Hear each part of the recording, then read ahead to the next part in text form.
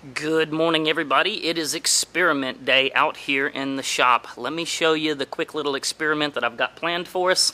This is my Detroit Speed inner fender to my 1967 Nova that I am building. If you'll have a look at my inner fender, you'll notice that I've got this area right here where I have trimmed out an area and recessed it. I've done that because my vintage air conditioning compressor, it hits that inner fender and there's not enough room for it. So I had to create a little bit of extra space. So what I did was actually trimmed this area out, inset it back, welded it in, ground all of my welds down, and I have full intention to powder coat that inner fender for the car, especially being now that I have a gigantic new powder coating oven. More about that coming up in a very new future video. I'm really excited to show that to you guys, but today is experiment day for powder coating. So basically, you know, I've ground down the welds right across here, and you know, I don't want to just shoot powder right on top of that because I know it's not going to look nice and smooth. And so I would really like to use a little bit of body filler and kind of sharpen up those edges around there and make everything just look a little bit cleaner and neater and more professional. But my worry is, will the powder coating actually stick to the Bondo? So here's what we're going to do. I've got a few of these dummy parts here that came out of my plasma cutter. They're just, 18 gauge sheet metal. I'm going to clean them up using a little bit of Prep-All wax and grease remover. From there, I'm going to put them into my sandblasting cabinet and take them down to bare metal. When those parts come out of the blast cabinet, at that point, I'm going to use some 3M number 05801 lightweight body filler, and I'm going to put a real thin, probably 1/16 of an inch or so layer on there. At that point, I'm going to hit it with a sander with some 60 grit, followed by some 120 grit. And from there, we're going to try and use our Eastwood powder coating gun with some 10161 mirror black powder to see whether or not that powder will actually stick to that Bondo that has that, that steel just behind it. I don't know, we'll see.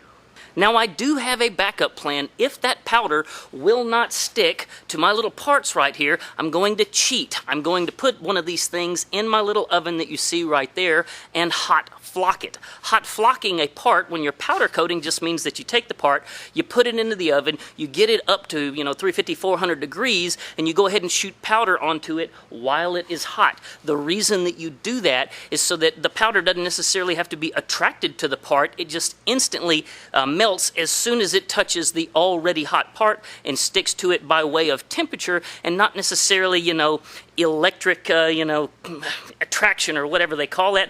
Why they call it hot flocking, I couldn't tell you. That sounds to me more like something you eat for breakfast. Don't you agree? Hot flocking. All right, so let's go ahead and fast forward and try and shoot a little bit of powder on these parts and just see what happens. If you need me, I'll be in the shop. All right, so here we are. I've got the part hanging. I got my Eastwood gun set up. I'm going to be spraying the powder onto it at the highest level dual voltage setting that it's got, which is setting 2 on that system. I have sandblasted the part. I've blown the dust off of it. I've used wax and grease remover. You name it, it should be good to go. Let's see if the powder sticks to it.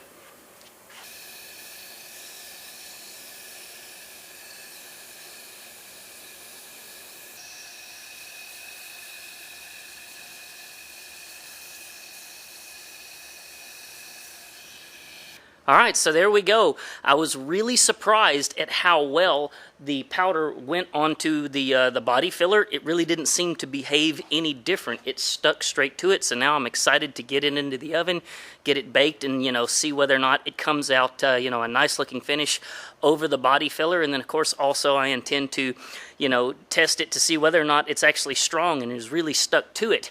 Normally, I would mention that if this was a real part I was creating, I would already have it set up to go in the oven. I would never grab that part and touch it like I'm doing here. But in this case, it's just a dummy part. And as long as I don't touch the Bondo flat area right there, I don't really care. So I'm going to go ahead and hook some extra wire into it, put it in the oven. We'll see what we got.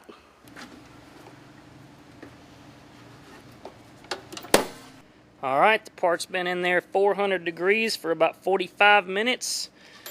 First impressions. Let's see, how does it look? Not awesome. This thing is getting hot enough in my hand already.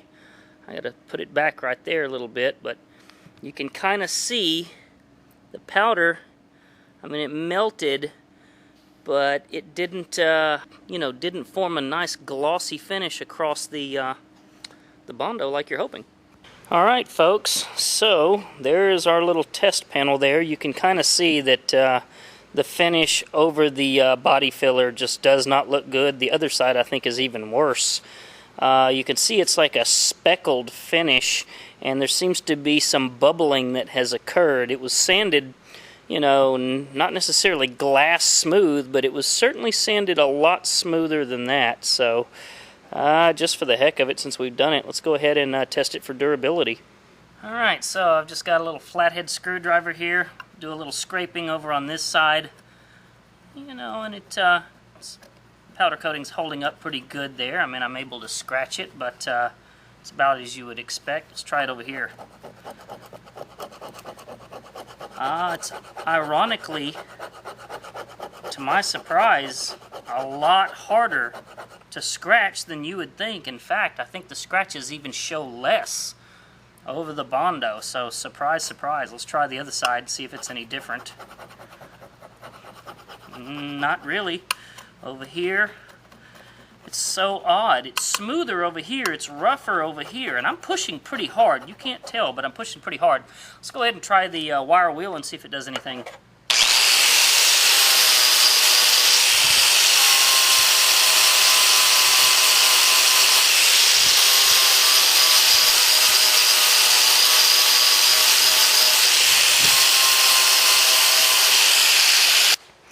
Alright folks, so there you go. You saw the test with the screwdriver.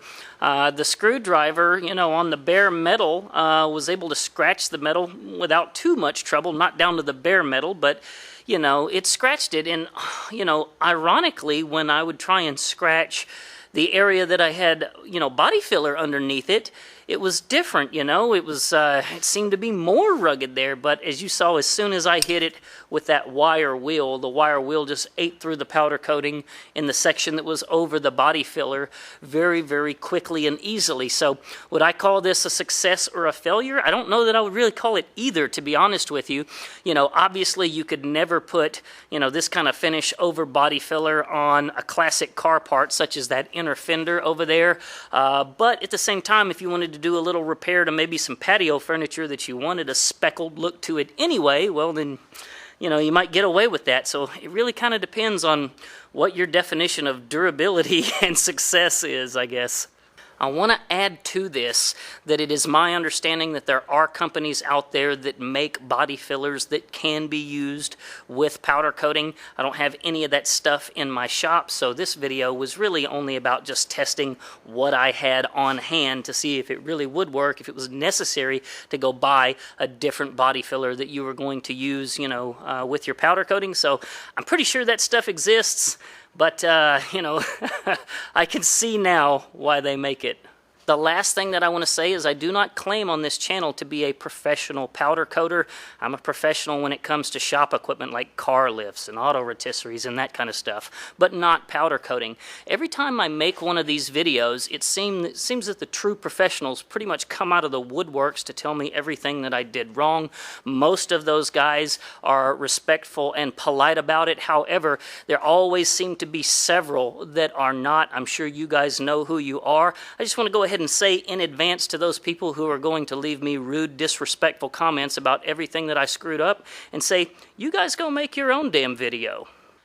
That's the end of this one, folks. I cannot wait to show you guys in an upcoming video my new powder coating cabinet. This thing is really cool and is going to make all of the difference on me being able to powder coat everything for Project Redline. So hopefully within probably 7 days I will have that video coming out and I can share with you guys all of the details on my great big new powder coating oven. So anyways, that's it. Like, subscribe, thumbs up, all of that stuff if you really want to. I appreciate you guys watching. I hope you guys are learning with me and not from me. Y'all take care and be safe out there.